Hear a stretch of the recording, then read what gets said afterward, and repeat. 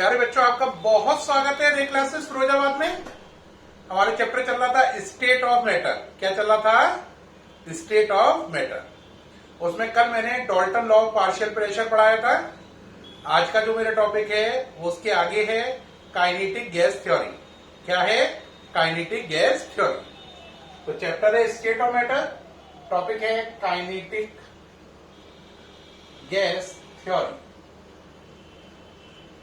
क्या है kinetic gas theory? इसमें 7 पॉइंट है। कितने पॉइंट है? 7। पहले 2-2, 3-3 पॉइंट समझते जाओ, फिर लिखते जाओ, है ना?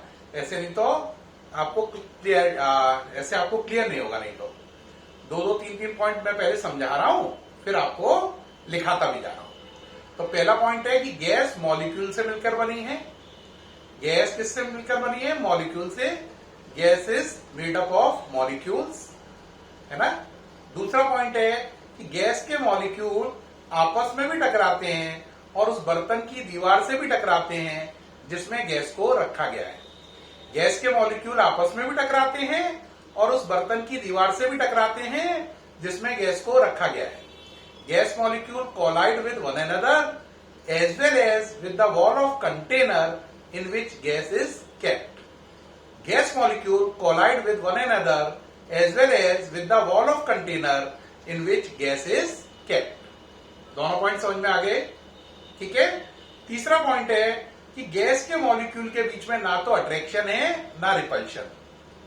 गैस के मॉलिक्यूल के बीच में ना तो अट्रैक्शन है ना ही रिपल्शन फोर्सेस, है ना? इंग्लिश में कन्वर्ट कर दो, there are neither attraction nor repulsion forces between gas molecule. There are neither attraction nor repulsion forces between gas molecules. तीनों पॉइंट लिखते हैं। टोटल कितने हैं? 7। तो पहला लिखो, gas is made up of molecule. साथ साथ लिखते जाए बच्चों, नोट्स बनाते जाए, ठीक है? Point number 2, gas molecule collide with one another as well as with the wall of container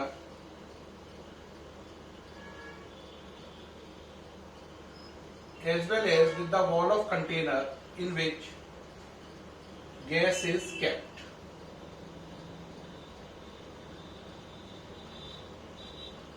ठीक है। गैस मॉलिक्यूल से मिलकर बनी है। गैस मॉलिक्यूल आपस में भी टकराते हैं और उस बर्तन की दीवार से भी टकराते हैं। बर्तन का मतलब कंटेनर जिसमें गैस को रखा गया है। तीसरा, there are neither attraction nor repulsion forces between, ये बिटवीन लिखा है, गैस मॉलिक्यूल्स। गैस के मॉलिक्यूल के बीच में ना तो अट्रैक्शन फोर्सेस हैं और ना ही रिपल्शन। कितने पॉइंट हो गए? 3। तीनों नोट करें, सामने से हट गया, जल्दी से नोट कर लें। तीनों पॉइंट नोट हो गए। अब चलेंगे पॉइंट नंबर 4, 5 और आगे बढ़ेंगे 4, 5, 6, 7 की तरफ। पॉइंट नंबर अब आया थर्ड में वो कहता है कि थर्ड तो हो ही गया था, सॉरी, फोर्थ में वो कहता है गैस मॉलिक्यूल के बीच में जो टक्करें होती हैं, कॉलिजन होते हैं, वो इलास्टिक होते हैं। यानी कि उन टक्करों में किसी भी प्रकार से एनर्जी का लॉस नहीं होता है। तो the collision between gas molecule are perfectly elastic. It means there is no loss of energy during collision. यानी गैस मॉलिक्यूल आपस में लाखों बार टकराएं या करोड़ों बार टकराएं, है ना, उनकी एनर्जी को कोई नुकसान नहीं होगा, है ना? जितनी थी उतनी ही रहेगी। बात समझ में आई या नहीं आई? केवल उसका रीडिस्ट्रीब्यूशन होता है। क्या होता है? रीडिस्ट्रीब्यूशन। मतलब समझो, जैसे ये एक मॉलिक्यूल इधर से आया और ये इधर से आया, ये दोनों यहां पे टकराए। मान लो इसकी एनर्जी पहले 4 थी और इसकी 16 जूल थी, तो टकराने के बाद ये अलग अलग हो गए, ये इधर आ गया, ये इधर आ गया, है ना?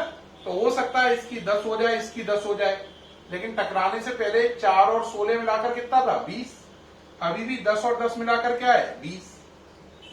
तो एनर्जी पहले जितनी थी उतनी अब है। बस ये हो जाएगा कि एनर्जी का डिस्ट्रीब्यूशन बदल गया। 4 वाले की 10 हो गई, 16 वाले की भी 10 हो गई। 4 वाले की बढ़ गई और 16 वाले की घट गई। हो सकता है ये 10-10 ना हो सकता है ये 8 हो, ये 12 हो जाए, लेकिन आंसर कितना आएगा? 20 ही आएगा। हो सकता है ऐसा भी ना हो, मान लो ये 6 हो जाए, ये 14 हो जाए। यानी टकराने से पहले जितनी एनर्जी है टकराने के बाद भी उतनी होगी। ये हो सकता है उस मॉलिक्यूल, पर्टिकुलर मॉलिक्यूल की वैल्यू बदल जाए। जैसे इसकी वैल्यू 4 से बदलकर 6 हो गई, इसकी 16 से 14 हो गई, लेकिन पहले भी आंसर 20 था, अब भी आंसर 20 है। तो इस बात को इंग्लिश में कैसे लिखेंगे? इसमें हम बोलेंगे कि मॉलिक्यूल के बीच में टक्कर इलास्टिक होती है, यानी कि एनर्जी का कोई लॉस नहीं होता। मॉलिक्यूल के बीच में टक्कर इलास्टिक होती है, यानी एनर्जी का कोई लॉस नहीं होता, लेकिन डिस्ट्रीब्यूशन ऑफ एनर्जी होता है ना, यानी उस पर्टिकुलर मॉलिक्यूल की एनर्जी बदल सकती है। ठीक है, तो point number 4, molecular collision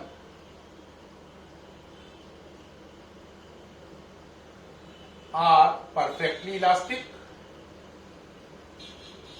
Molecular collision are perfectly elastic. It means there is no loss of energy. There is no loss of energy during collision. During collision,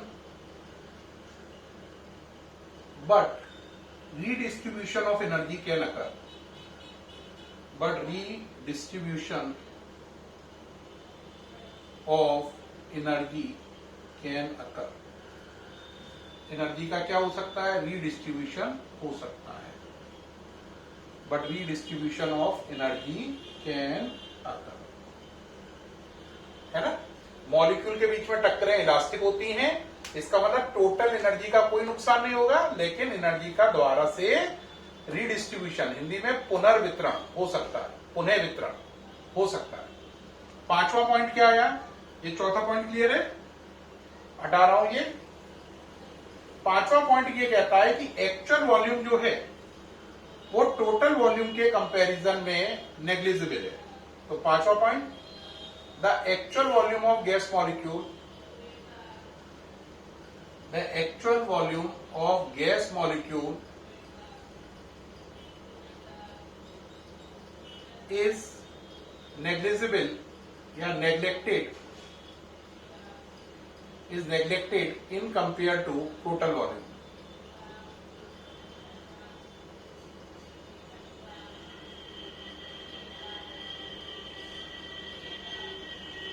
The actual volume of gas molecule is neglected in compared to total volume. क्या मतलब हुआ? जैसे आपने gas का container इतना बड़ा लिया है ना, इसमें 4 गैस के मॉलिक्यूल है, मान लो इतने बड़े कंटेनर में, एक इधर आ गया, एक इधर, एक इधर, एक इधर।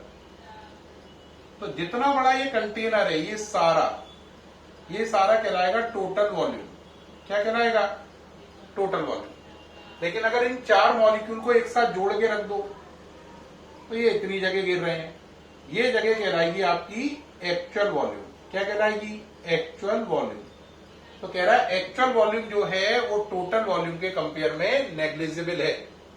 एक्चुअल वॉल्यूम जो है वो टोटल वॉल्यूम के कंपैरिजन में नेग्लिजिबल है, नेग्लेक्ट किया जा सकता है। क्या मतलब हुआ? नेग्लेक्ट का मतलब होता है नगण्य, जिसे छोड़ा जा सके, कोई वैल्यू या औकात ही ना हो। ठीक, इसका मतलब ये हुआ, पहली बात है यहां पर एक वर्ड है एक्चुअल वॉल्यूम। एक्चुअल वॉल्यूम का मतलब गैस के मॉलिक्यूल को सटा के रखो तो जितनी जगह घेर रहे हैं वो एक्चुअल वॉल्यूम है। टोटल वॉल्यूम जो वर्ड है यहां पे यूज किया है, उसका मतलब है वॉल्यूम ऑफ कंटेनर। तो total volume volume of container है। एक्चुअल वॉल्यूम का मतलब है अगर गैस के मॉलिक्यूल को सटा के रख दिया जाए तो जितनी जगह घेरेंगे वो एक्चुअल वॉल्यूम है, और टोटल जो कंटेनर का वॉल्यूम है वो टोटल वॉल्यूम कहलाएगा। तो कंटेनर के वॉल्यूम की तुलना में गैस मॉलिक्यूल का वॉल्यूम नेग्लिजिबल है, ये बात कह रहा है। पॉइंट नंबर 5, उम्मीद हो गया होगा, ये डायग्राम से मैंने बात को समझा दिया है। एग्जाम में डायग्राम नहीं बनाना, ये ऐसा लिखा जाएगा बस, है ना। अब चले point number 6, the molecule of gas, the molecules of gas exert या strike with the wall of container.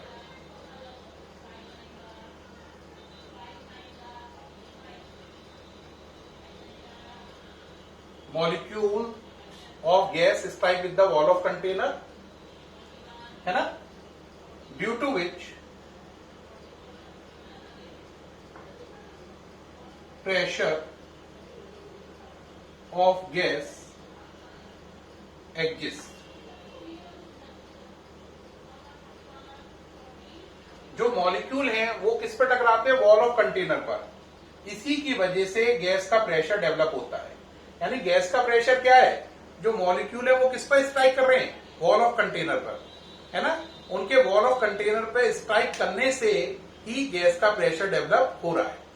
या आप इसको ऐसे भी कह सकते हैं, the pressure of the gas, ऐसे भी कह सकते हैं, the pressure exerted by gas molecule, the pressure exerted by gas molecule on per unit square area, on per unit square area of the wall of container, of the wall of container is called pressure of gas, is called pressure of gas. क्या मेरी बात समझ पाई या नहीं। Gas के molecule क्या हो रहा है, वो इस पॉइंट में ये क्लियर कर रहा है, गैस का प्रेशर का मतलब क्या है। गैस के प्रेशर का मतलब है गैस के मॉलिक्यूल किससे टकरा रहे हैं, उस बर्तन की दीवार से। तो गैस के मॉलिक्यूल जो बर्तन की दीवार से टकरा रहे हैं, उसी से जो प्रेशर डेवलप हो रहा है, उसी प्रेशर को गैस का प्रेशर कहते हैं। ठीक है, गैस के मॉलिक्यूल जो बर्तन की दीवार से टकराते हैं, तो जो वो प्रेशर एग्जर्ट करते हैं, वही गैस का प्रेशर माना जाता है। ठीक है, पॉइंट नंबर 6 हो गया। देख लें पॉइंट नंबर 7 और लास्ट पॉइंट ये कहता है कि एवरेज काइनेटिक एनर्जी टेम्परेचर के डायरेक्टली प्रोपोर्शनल है। 7 और last, the average kinetic energy KE of gas molecules is directly proportional to the absolute temperature, to the absolute temperature, to the absolute temperature. यानी कि जो काइनेटिक एनर्जी है gas molecule की, वो directly proportional है किसके, टेम्परेचर के। इसको आप लिख सकते हैं kinetic energy is directly proportional to T। Kinetic energy क्या होता है, हाफ mv², है ना। तो काइनेटिक एनर्जी क्या होता है, हाफ mv² होता है। तो यहां से m तो कांस्टेंट वैल्यू है, तो इसका मतलब v² प्रोपोर्शनल टू क्या हो गया, T, या वेलोसिटी प्रोपोर्शनल टू √T। ये यहां से बात निकल के आई, ये न्यूमेरिकल में बहुत काम आएगी बात। तो यहां से क्या इन्होंने कहा, काइनेटिक एनर्जी डायरेक्टली प्रोपोर्शनल है T के, या आप यूं कह लो वेलोसिटी डायरेक्टली प्रोपोर्शनल है √T के। काइनेटिक एनर्जी डायरेक्टली प्रोपोर्शनल है T के, या यूं कह लो वेलोसिटी डायरेक्टली प्रोपोर्शनल है अंडर रूट T के। ठीक, ये बात बहुत काम में आएगी। तो यहां से फॉर्मूला क्या क्या बना, यहां से फॉर्मूला बना KE1 upon KE2 equal to T1/T2, और एक फॉर्मूला यहां से बना V1/V2 इक्वल टू √T1/T2। ये दो फॉर्मूले बन गए, यहां से ये नोट कर लें, ये बहुत काम के फॉर्मूले कंपटीशन के लिए। एग्जाम में आपको ये सब नहीं लिख के आना है, एग्जाम में तो खाली ये लिखने है लाइन है, ये एडिशनल बताया है, तो इसे नोट डाल के लिख लो, ये बातें सब नोट में आ जाएंगी। यहां से कहां से, ये सारा ये नोट में, ऊपर लिख के आना एग्जाम में, ये नोट में डाल देनी है बातें, ठीक है। ओके रहा। अब इसके साथ ही आपके ये 7 पॉइंट खत्म हो गए। अब आप कहोगे सर ये 7 पॉइंट खत्म हो गए, एक बार और बता दो, अभी पूरे पूरे समझ में नहीं आए हैं, एक बार थोड़ा सा रिपीट कर दीजिए। तो बेटा 7 पॉइंट मैंने क्या कहे, मैं आपको एक बार रिपीट करता हूं जिससे आपको बिल्कुल क्लियर हो जाए। कितने पॉइंट हैं? 7। तो एक बार शुरू करते हैं। पहला क्या बताया? गैस मॉलिक्यूल से मिलकर बनी है, पहला पॉइंट। दूसरे पॉइंट में बताया मॉलिक्यूल आपस में भी टकराते हैं और उस बर्तन की दीवार से भी जिसमें गैस को रखा गया है ना। Gas is made up of molecule. Second point, molecule strike with one another as well as with the wall of container in which gas is kept. ठीक है, समझ में आया या नहीं? तीसरा क्या बताया मैंने आपको कि मॉलिक्यूल के बीच में ना तो अट्रैक्शन है ना ही repulsion. There are neither attraction nor repulsion forces between gas molecule. ठीक है। चौथा पॉइंट क्या बताया मैंने आपको, मॉलिक्यूल के बीच में टक्करें इलास्टिक होती हैं, यानी एनर्जी का लॉस नहीं होता है, केवल उसका रीडिस्ट्रीब्यूशन होता है, पुनर्वितरण होता है। तो the collision between molecules are perfectly elastic. It means there is no loss of energy during collision but redistribution of energy can occur. ठीक है, एनर्जी दोबारा बांटी जा सकती है लेकिन टोटल एनर्जी उतनी रहेगी। ठीक है।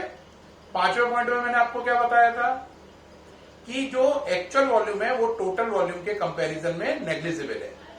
The actual volume of molecule is negligible in comparison to total volume of the gas. Total volume का मतलब है कंटेनर का वॉल्यूम और एक्चुअल वॉल्यूम का मतलब है जब गैस मॉलिक्यूल को सटा सटा के रख दो तो कितनी जगह घेरेंगे, वो एक्चुअल वॉल्यूम है। और बर्तन का वॉल्यूम टोटल वॉल्यूम कहलाता है। तो कह रहा है मॉलिक्यूल का वॉल्यूम बर्तन के वॉल्यूम के कंपेयर में नेग्लिजिबल है, नगण्य है, बहुत छोटा है। 6 पॉइंट उन्होंने कहा कि गैस के molecule per unit square area पर वॉल ऑफ कंटेनर पर जो प्रेशर डालते हैं उसे गैस का प्रेशर कहते हैं। The pressure exerted by gas molecule on per unit square area of the wall of container is the pressure of the gas. यानी कि गैस के मॉलिक्यूल जब कंटेनर की दीवार से टकराते हैं तो कंटेनर की दीवार से टकराने पर जो वो दबाव डालते हैं, जो प्रेशर डालते हैं, वो ही असली में गैस का प्रेशर है। और लास्ट पॉइंट में उन्होंने बताया कि काइनेटिक एनर्जी जो होती है गैस मॉलिक्यूल की वो एब्सोल्यूट टेम्परेचर के प्रोपोर्शनल होती है। तो उन्होंने बोला the kinetic energy of gas molecules is directly proportional to the absolute temperature. यानी kinetic energy is directly proportional to temperature कह सकते हो, या ये कह सकते हो velocity is directly proportional to the under root of temperature. इससे दो फॉर्मूले बने, Ke1 upon Ke2 equal to T1 upon T2 और एक बना V1 upon V2 equal to under root T1 upon T2। ठीक है। इन 7 पॉइंट को मिलाकर बोलते हैं काइनेटिक गैस थ्योरी, जो मैंने आपको हिंदी इंग्लिश दोनों भाषाओं में बताए और समझाए। इन 7 पॉइंट के आधार पर एक इक्वेशन बनी है जिसका नाम है काइनेटिक गैस इक्वेशन। तो हेडिंग है काइनेटिक गैस इक्वेशन। थ्योरी खत्म हो गई, अब क्या आई? इक्वेशन। 7 पॉइंट के आधार पर ये इक्वेशन दी गई, इसका नाम है PV equal to, kinetic gas equation है, क्या है? PV equal to 1/3 mn u bar square. ये काइनेटिक गैस इक्वेशन है जो 7 पॉइंट के आधार पर दी गई है। क्या है? PV equal to 1/3 mn u bar square. बात समझ में आई या नहीं आई?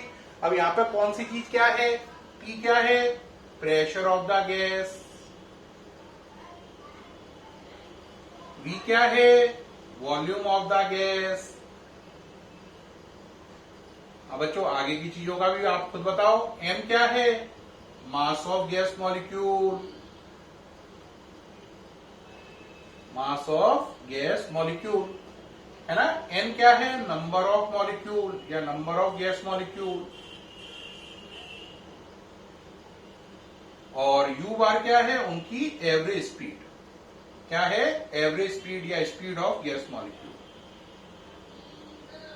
Speed of gas molecule. ये इक्वेशन कहलाती है आपकी काइनेटिक गैस इक्वेशन। क्या कहलाती है? Kinetic gas equation. PV equal to 1/3 mn u bar square. P pressure है, वी वॉल्यूम है, एम एक मॉलिक्यूल का मास है, एन नंबर ऑफ मॉलिक्यूल है और यू बार उनकी स्पीड है एक गैस मॉलिक्यूल की। Speed of gas molecule, speed of gas molecule है। पूरी बात समझ में आ रही है? नोट कर लें जल्दी से। नोट कर लिया भाई? तो प्यारे बच्चों, आज हमने क्या पढ़ा? काइनेटिक गैस थ्योरी और kinetic gas equation. Kinetic gas theory में कितने पॉइंट थे? 7 पॉइंट थे। सातों पॉइंट उम्मीद है आपको बहुत अच्छे से समझ में आए होंगे। उन 7 पॉइंट के आधार पर एक इक्वेशन बनी जिसका नाम है काइनेटिक गैस इक्वेशन। ये वाली है, देख लिया आपने? उम्मीद है अल्ट्रा क्लियर हो गई होगी। अभी इस चैप्टर में बहुत सारे टॉपिक बचे हैं, उनको कल दोबारा से स्टार्ट करेंगे जो टॉपिक बचे हुए हैं। अभी तक का चैप्टर कैसा लग रहा है? उम्मीद है आउटस्टैंडिंग लग रहा होगा, फिनोमिनल लग रहा होगा, बहुत अच्छा समझ में आ रहा होगा। ठीक है, कल फिर मुलाकात होगी नई वीडियो में स्टेट ऑफ मैटर के बाकी बचे टॉपिक के साथ। तब तक के लिए बाय, गुड बाय।